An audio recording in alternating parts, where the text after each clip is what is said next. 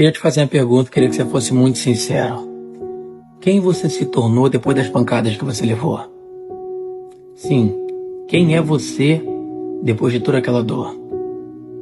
O que você aprendeu com ela? O que essa dor mais te ensinou? Eu sei que na maioria das vezes parece que ninguém se preocupa contigo, mas a pergunta que eu faço é: o que essa solitude te ensinou? O que essa dor te transformou? Quem literalmente é você depois dela? Tem gente que usa a dor para se transformar numa pessoa ruim. Outras usam a dor para se transformar na pessoa melhor. E a pergunta que eu te faço é: essa dor deixou você melhor ou pior? Se você usa a dor para se transformar na pessoa pior, você se tornou pior do que a pessoa que deixou você assim. Se você usa a dor para se fortalecer, então você aprendeu o sentido da vida. Dores vêm para te ensinar.